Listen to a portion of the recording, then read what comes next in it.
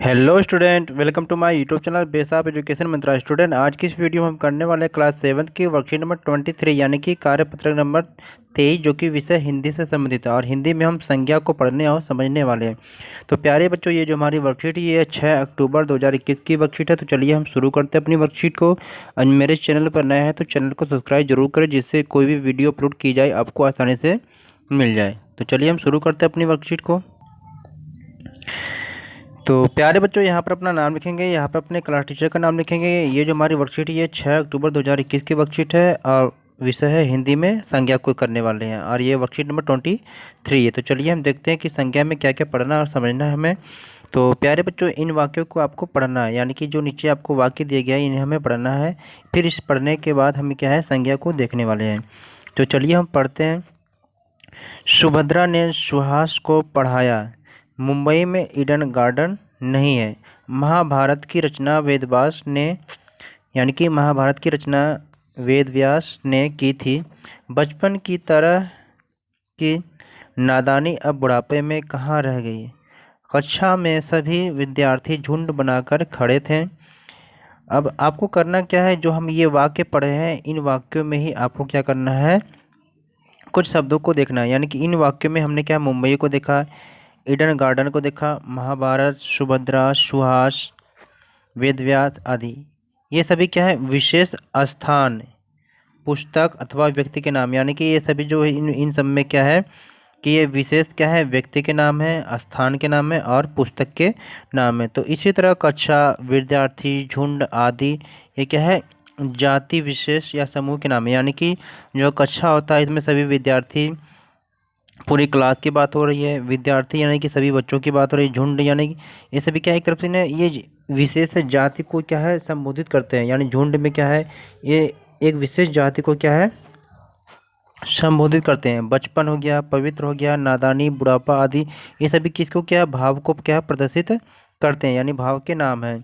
तो अतः इस प्रकार क्या है, किसी वस्तु, व्यक्ति, स्थान, भाव एवं अवस्था के नाम को क्या है संज्ञा कहते हैं। तो प्यारे बच्चों, ये आपके यहाँ पर संज्ञा की परिभाषा हो जाएगी।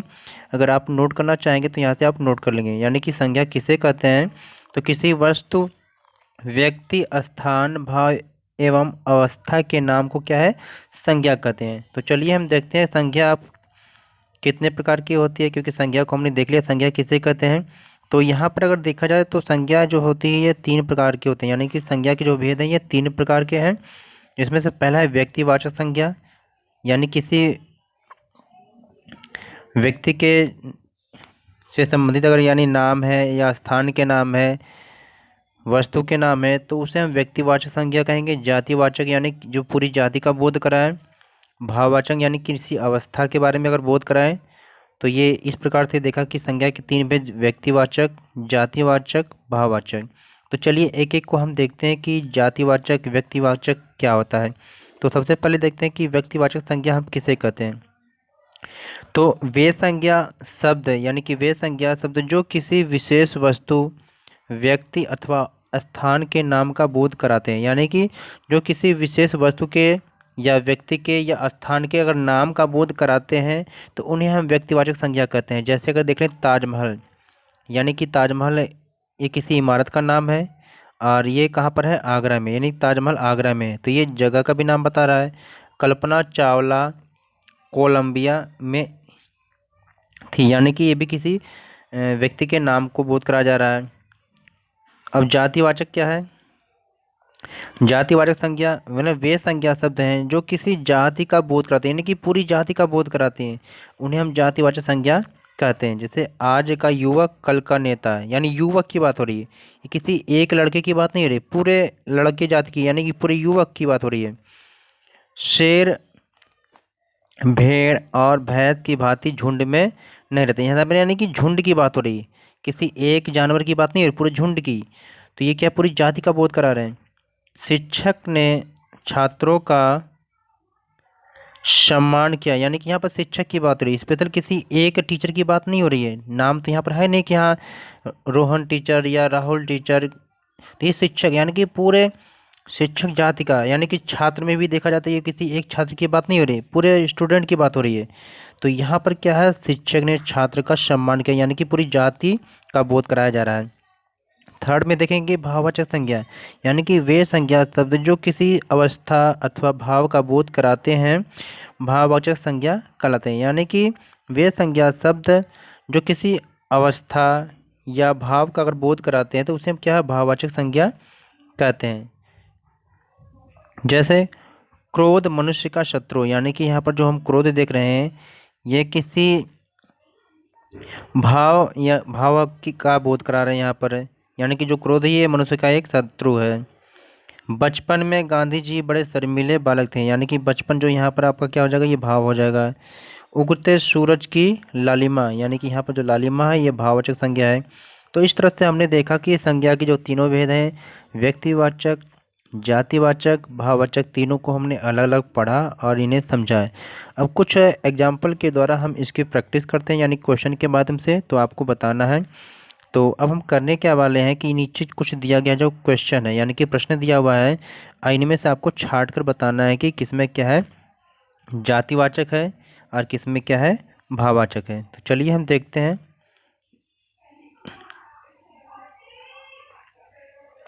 तो अब हम क्या है कि देखते हैं कि हमने क्या सीखा, यानी कि जो अब तक हमने पढ़े उसमें से हमने क्या सीखा है। तो जो नीचे जो सेंटेंस दिया गया है इनमें से आपको बताना क्या है कि रेखांकित संज्ञा के भेद की पहचान कर नाम लिखना है। यानी कि जिन वाक्यों में नीचे अंडरलाइन यानी कि रेखांकित किया गया है उन शब्दों के ही आपको क्या है संज्ञा बताना कि वो कौन सी संज्ञा। तो चलिए हम देखते वाले हैं। तो पहला क्वेश्चन हमारा कि एवरेस्ट नेपाल की सीमा में है। तो यहाँ पर आपसे पूछा बताया गया है कि एवरेस्ट और नेपाल, यानी कि एवरेस्ट ये पर्वत का नाम है, नेपाल ये देश का नाम है। तो इस प्रकार से ये क्या है, ये क्या है किस व्यक्तिवाचक संज्ञा हो जाएगा, क्योंकि किसी ये व्यक्ति का नाम यहाँ पर बताया जा रहा है, यानी कि स्थान और व्यक्ति के नाम बताया जा रहा है। तो यहाँ पर ये क्या है आपका जो है व्यक्तिवाचक संज्ञा हो जाएगा। तो यहाँ पर आप नोट करेंगे व्यक्तिवाचक संज्ञा। तो यहाँ पर पूरा लिख लेंगे बच्चों कि व्यक्तिवाचक संज्ञा।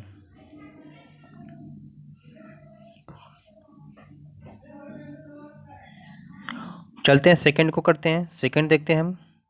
तो सेकंड में आपसे पूछा जा रहा है कि झुंड में चलना भेड़ों का काम है, यानी कि यहाँ पे झुंड पूछा जा रहा है। तो झुंड का मतलब हो जाएगा आपका क्या है जातिवाचक, यानी किसी एक की, यानी झुंड में अगर देखा जाए तो ये किसी एक की बात नहीं हो रही, पूरे यानी कि जात की बात हो रही है। तो यहाँ पर ये जो सेकंड हो जाएगा ये कौन सा हो जाएगा संज्ञा, ये जातिवाचक। तो यहाँ पर आप नोट करेंगे कि क्या है जातिवाचक संज्ञा, जातिवाचक संज्ञा। चलते हैं थर्ड की तरफ। थर्ड में आपसे पूछा जा रहा है आपका कि क्रोध अक्ल को खा जाता है, यानी कि जो क्रोध आपसे पूछा जा रहा है वो कौन सी संज्ञा का प्रकार है। तो जो क्रोध आपका है ये आपका हो जाएगा भाववाचक। तो क्रोध हमारा क्या है भाववाचक संज्ञा हो जाएगा। तो इसे आप नोट करेंगे।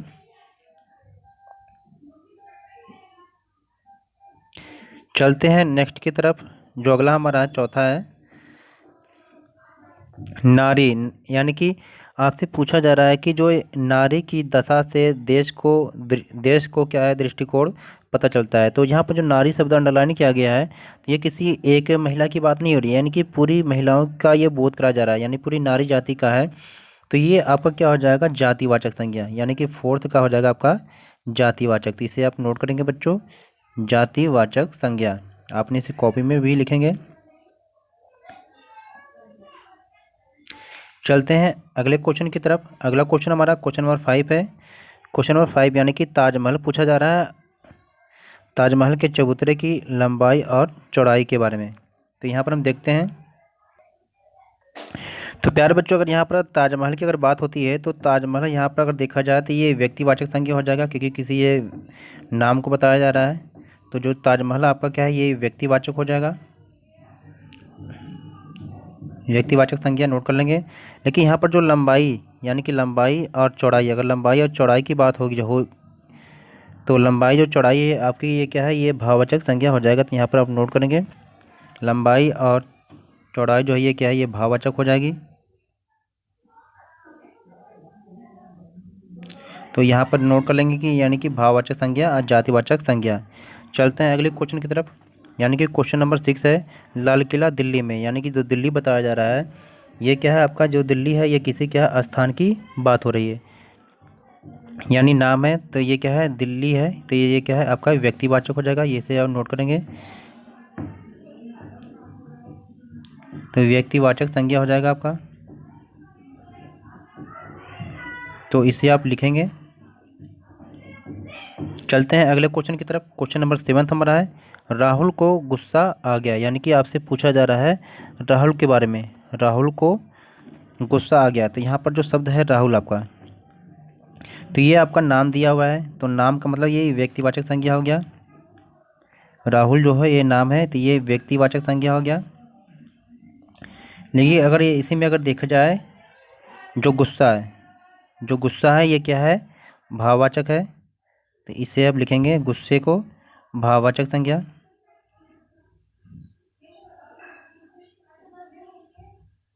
चलते हैं अगले क्वेश्चन की तरफ। क्वेश्चन नंबर 8 हमारा है कि मेरे घर में आम का पेड़ है, यानी कि मेरे घर में क्या है आम का पेड़ है। यहाँ पर पेड़ के बारे में पूछा जा रहा है।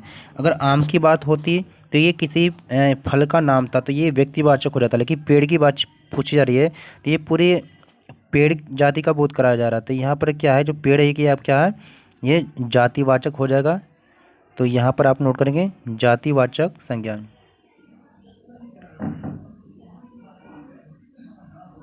चलते हैं अगली क्वेश्चन की तरफ। अगला क्वेश्चन हमारा है क्वेश्चन नंबर 9, यानी कि सदा सत्य बोलो, यानी सत्य जो है ये क्या है ये भाववाचक संज्ञा है, तो इसे आप लिखेंगे भाववाचक संज्ञा।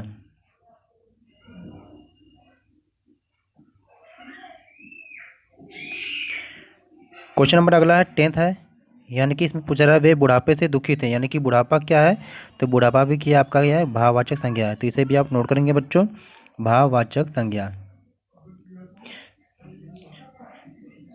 तो ये थी हमारी आज की वर्कशीट, यानी कि हिंदी की वर्कशीट थी जिसमें हम संज्ञा के बारे में पढ़े हैं और समझे हैं। तो उम्मीद करता है कि आपको ये वीडियो बहुत अच्छी आई होगी, अच्छी लगी होगी, यानी कि समझ में आया होगा हर एक चीज़। अगर किसी भी क्वेश्चन में यार कोई किसी में अगर कोई डाउट है तो आप कमेंट बॉक्स में आप पूछ सकते हैं। तो प्लीज़ मेरे चैनल पर अगर नए हैं तो चैनल को सब्सक्राइब करें और वीडियो को ज़्यादा से ज़्यादा लाइक करें और इस वीडियो को अपने दोस्तों के साथ शेयर करें। Okay, take care, good bye बच्चों।